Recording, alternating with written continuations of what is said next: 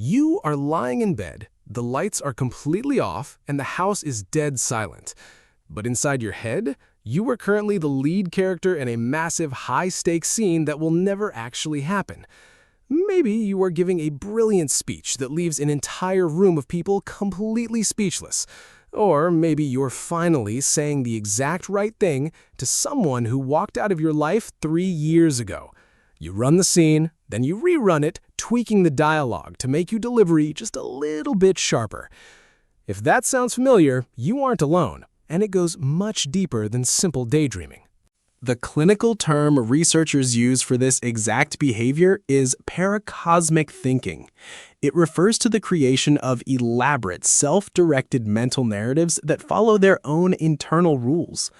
What is happening in your brain during these midnight movies is a byproduct of human biology. The brief window of time right before you drift off to sleep is called hypnagogia. It is one of the only moments in your entire day where your psychological defenses start to crumble. During this transition, the rational, logical prefrontal cortex begins to shut down. But your emotional processing center, the amygdala, stays awake and highly active. Everything you push down during your busy day suddenly finds a clear pathway back to the surface. The unresolved arguments, the compliments you never got, and the frustrations you ignored all demand to be looked at. Your brain is not being lazy when it creates these scenes. It is working overtime. Think about the specific flavor of the scenarios you choose to run when the lights go out. They usually fall into 2 very specific emotional buckets. The first is the unresolved friction, the moment where someone made you feel small and you just took it. You lie there replaying it, changing your tone, making yourself braver than you actually were in daylight. The second bucket is pure validation, where you finally receive the recognition or the apology you earned. You aren't doing this to escape reality. You are doing it because reality left a massive, uncomfortable gap, and your mind hates an empty space. Psychologists view this process through the lens of narrative psychology. Humans are fundamentally story-making creatures who need life to make structural sense.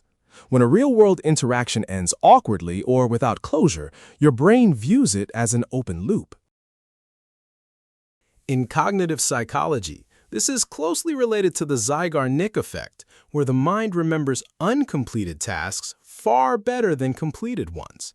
Your brain hates leaving a narrative draft open, so it uses the pre-sleep state to edit the script.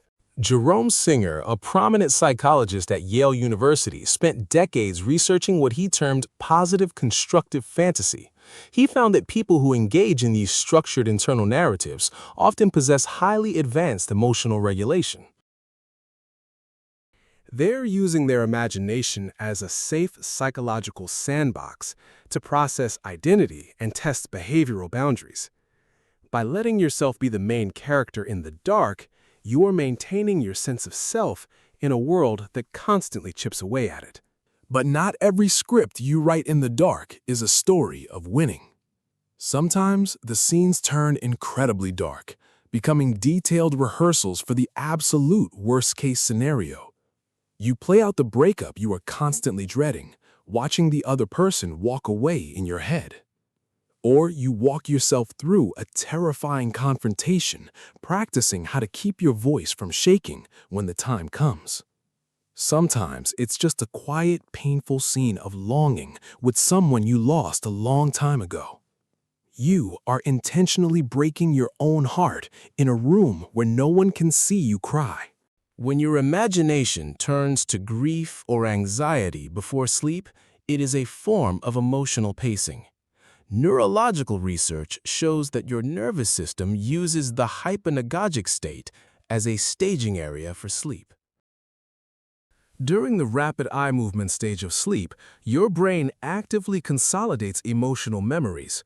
The fake scenarios you run beforehand are your mind's way of surfacing heavy emotional material, so it can be safely categorized later. There is also a profound developmental pattern behind this behavior. People who create highly detailed, parallel mental worlds often grew up in environments where their real emotions weren't mirrored. If it wasn't safe to voice your anger or disappointment at the dinner table, your brain built an underground space to hold it. You couldn't change your reality, but you could rewrite the script in the safety of the dark. Over decades, that inner world became highly sophisticated, acting as an emotional shield against an unsupportive environment. The elaborate movies you direct in your head every single night are not a waste of time. They are a highly accurate psychological map. They show you exactly what you are craving from your life, rather than what you have settled for. The confidence, the boundaries, the deep connections. Those things are not fictional characters. They are real, unexpressed parts of who you are, just waiting for the performance of daily life to end. The only real question left to ask yourself is when you will start letting that person step out into the daylight. Tonight, when the screen turns on in the dark, don't just watch it. Pay attention to what you are asking for.